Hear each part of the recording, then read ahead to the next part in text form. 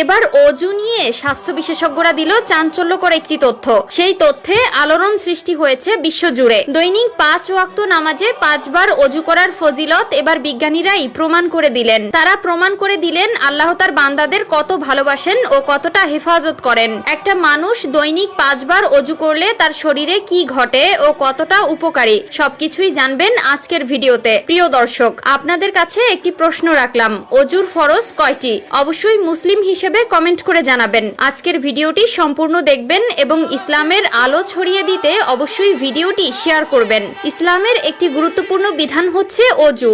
নামাজ, সেজদায়, তেলাওয়াত আর কাবা ঘরের তাওয়াফ ইত্যাদি আমলের জন্য অজু আবশ্যক। অজু পবিত্রতা ও পরিষ্কার পরিচ্ছন্নতার উৎকৃষ্ট মাধ্যম। আধুনিক গবেষণায় দেখা গেছে অজু স্বাস্থ্য রক্ষার সুবর্ণ নীতি। 1 নম্বরে হাত ধোয়া। অজুতে প্রথমে উভয় হাত কবজি পর্যন্ত 3 বার ধৌত করতে হয়, তারপর কুলি করতে হয়। আধুনিক বিজ্ঞান বলছে হাতের মধ্যেই রয়েছে মানুষের স্বাস্থ্যের গ্যারান্টি ও নিশ্চয়তা, অর্থাৎ ভালোভাবে হাত ধোয়ার মাধ্যমে আমরা অনেক রোগ থেকে নিরাপদ থাকতে পারি। 2 নম্বরে কুলি করা। অজুতে গড়গড়া করে কুলি করা সুন্নাত। এভাবে কুলি করলে দাঁতে লেগে থাকা খাদ্য কণাগুলো বের হয়ে যায়, যা দাঁতের ফাঁকে আটকে থেকে দুর্গন্ধ সৃষ্টি করে। চিকিৎসা বিজ্ঞানীরা বলেছেন দাঁত ভালো থাকলে স্বাস্থ্য ভালো থাকে। কুলি করার দ্বারা দাঁত পরিষ্কার থাকে এবং পায়রিয়া রোগ থেকে মুক্তি পাওয়া যায়। 3 নম্বরে নাকে পানি দেওয়া। নাক হলো শ্বাস গ্রহণের একমাত্র পথ, আর যেই বাতাস থেকে শ্বাস গ্রহণ করা হয় তার মধ্যে লালিত পালিত হয় অসংখ্য ধ্বংসাত্মক জীবাণু, যা নাক দিয়ে ভেতরে প্রবেশ করে। তাছাড়া নাকে পানি প্রবেশ করলে মস্তিষ্ক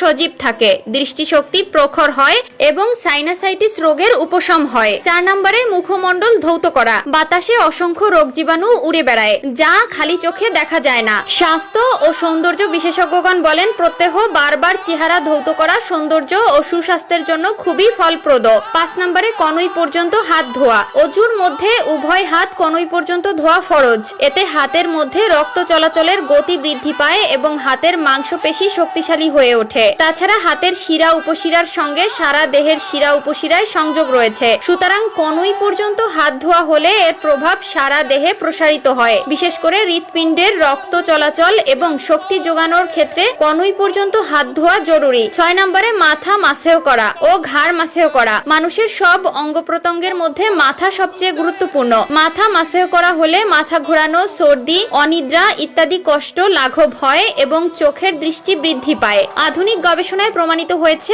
ঘাড় মাসেহ করার দ্বারা মানবদেহে বিশেষ এক শক্তি সঞ্চারিত হয়, যার সম্পর্ক মেরুদণ্ডের হাড় এবং অন্যান্য অঙ্গ প্রত্যঙ্গের সঙ্গে। এরপরে রয়েছে পা ধোয়া। ধুলাবালি ও জীবাণু দ্বারা সবচেয়ে বেশি আক্রান্ত হয় আমাদের পা। পা ধৌত করা দ্বারা যেমন পায়ের পরিচ্ছন্নতা অর্জিত হয়, তেমনি সেখানে রক্ত চলাচল বৃদ্ধি পায় এবং কর্মক্ষমতা বাড়ে। পায়ের সঙ্গে হৃৎপিণ্ড, কিডনি, পেট ইত্যাদি অঙ্গ প্রত্যঙ্গের সম্পর্ক রয়েছে।